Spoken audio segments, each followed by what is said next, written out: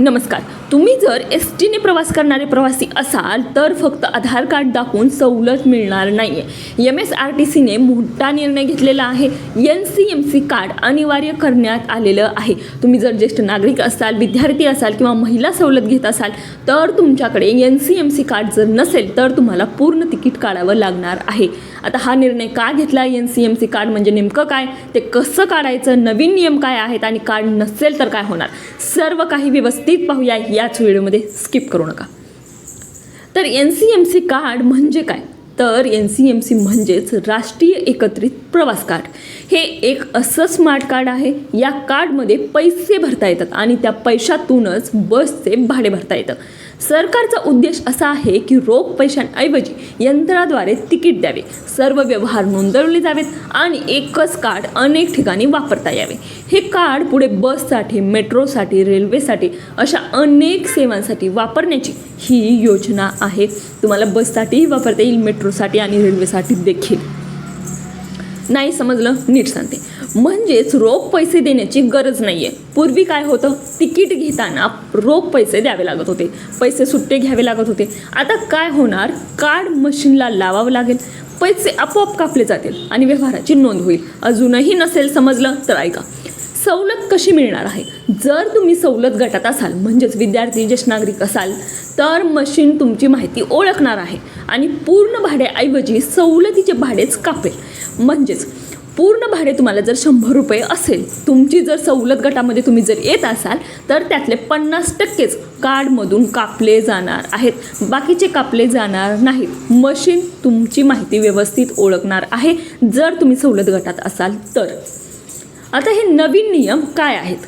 गेल्या काही वर्षात ST बसमध्ये तोकडे तिकीट तंत्रज्ञान वापरलं जात होतं आणि आता त्यात मोठा बदल करण्यात आला आहे. महाराष्ट्रातील MSRTC बसमध्ये सवलतीचे तिकीट मिळवण्यासाठी आता फक्त आधार दाखवल्याशिवाय NCMC कार्ड असणं देखील अनिवार्य ठरलेलं आहे. साधं उदाहरण घ्या.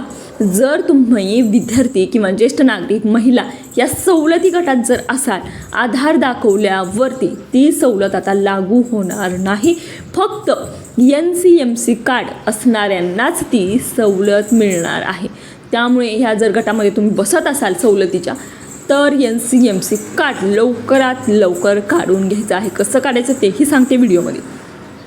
हा नियम का लागू केला गेला? तर पहिली गोष्ट, कॅशलेस ट्रान्झॅक्शन. रोख खर्च कमी होतो आणि बस ऑपरेटरला तिकिटाची नोंद ही डिजिटल पद्धतीने व्यवस्थित मिळते. एकच कार्ड सगळ्यांसाठी चालणार आहे, बससाठी, ट्रेनसाठी, मेट्रोसाठी सगळीकडे ते चालणार आहे.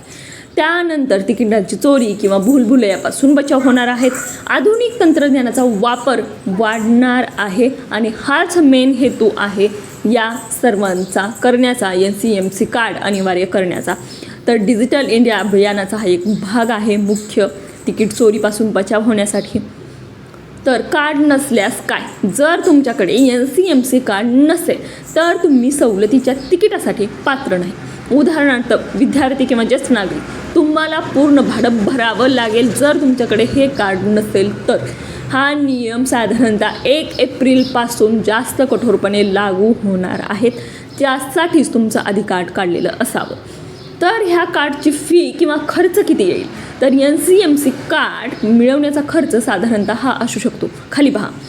तर रुपये 199, साधारणतः 200 रुपयांपर्यंत हे कार्ड तुम्हाला काढून मिळेल. जुनं कार्ड जर बदलायचं असेल तर ते 150पर्यंत तुम्हाला खर्च येऊ शकतो.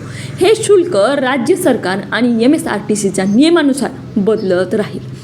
आता हे कसं मिळवायचं? स्टेप नंबर 1, जवळच्या MSRTCच्या ऑफिसमध्ये किंवा स्मार्ट कार्ड कंपनी ऑफिसला जा. तिथे तुम्हाला तुमचा आधार, फोटो आणि मोबाईल नंबर द्यायचा आहे. पेमेंट करायचं आहे. 200च्या आसपास असेल पेमेंट आणि कार्ड रजिस्टर होतं. त्यानंतर रिचार्ज करून बसमध्ये तुम्हाला वापर करता येणार आहे. काही ठिकाणी ऑनलाईन अप्लाय पद्धती देखील उपलब्ध राहील. आता वारंवार विचारले जाणारे प्रश्न, आधार नसेल तर प्रवास सवलत भेटेल का? तर NCMC नक्की मिळतं, पण काही प्रक्रिया वेगळी असू शकतं. मात्र NCMCच अनिवार्य आहे.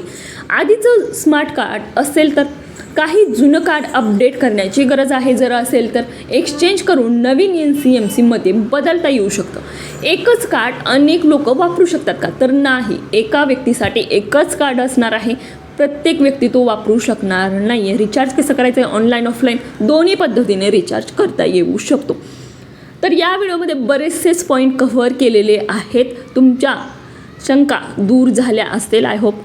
जर हा व्हिडिओ आवडला असेल तर लाईक जरूर करा आणि चॅनलला सबस्क्राईब करायला विसरू नका. योजना घरपोच तुमच्यासाठी आहे. शेतकऱ्यांच्या हक्काची माहिती तुम्हाला याच चॅनलवरती मिळणार आहे. त्यासाठी काय करायचे? त्यासाठी चॅनल सबस्क्राईब करायचं, बेल आयकॉन प्रेस करायचं, येणार प्रत्येक नोटिफिकेशन तुमच्यापर्यंत पोहोचेल आणि जास्तीत जास्त लोकांपर्यंत हा व्हिडिओ शेअर करा.